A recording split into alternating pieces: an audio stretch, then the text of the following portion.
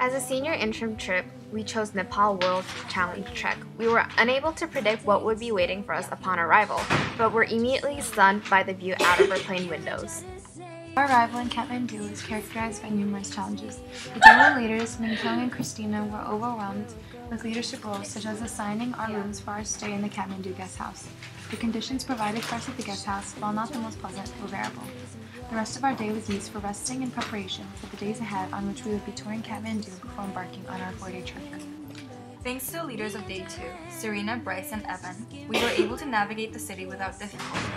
The most memorable moment of the day was our travel to the Monkey Temple. It was an eye-opening experience as we were able to immerse ourselves in the Nepali culture. We were able to see stunning sights such as Nepali prayer flags, lots of cute monkeys, and a beautiful temple. We viewed our trip upward as a preparation hike for our upcoming trek, as the view from the temple from the bottom seemed like endless amounts of stairs. In the end, we all made it up and were rewarded with a beautiful view and the opportunity of cultural exploration.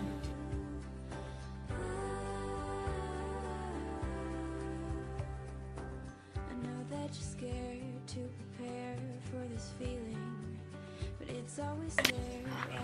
It was an early morning. The leaders Kevin, Genki, and Nina had planned breakfast the night before, and directly after eating we made our way to the buses. We stopped by quickly to explore a stupa and enjoyed ourselves, although we temporarily lost Bryce. After capturing more photos and reuniting with Bryce, we took the bus to the site where we would begin hiking.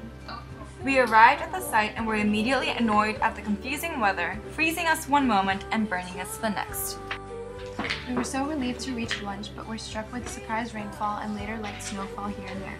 The first day was difficult in that we were all still getting used to the strenuous activity, but we were able to overcome our tiresome selves and harsh weather obstacles to get to our campsite for the night. We woke up in tents with our backs bruised from the hard floor and our legs still sore.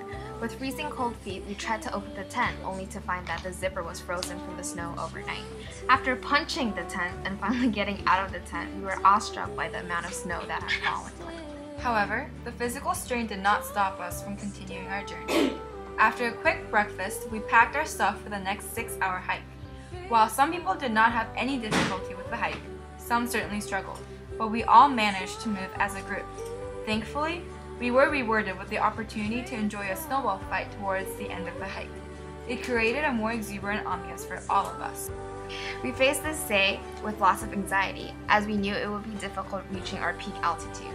In the morning, Baz was kind enough to provide us with a debriefing of the day and gave us much needed comfort and encouragement. It was especially difficult before lunch, but afterwards we faced little difficulty and our trek was more enjoyable than tiring. That night we did our routine of gathering in the big tent and reflecting on our trek. Then it was off to bed. Even though it was only about 7 p.m., we all needed the sleep. On the final day of the hike, with Baz constantly cautioning us to watch our steps, we slowly concentrated on making our way down safely. After saying the final farewell to the hiking crew, we made our way back to Kathmandu filled with bittersweet emotions.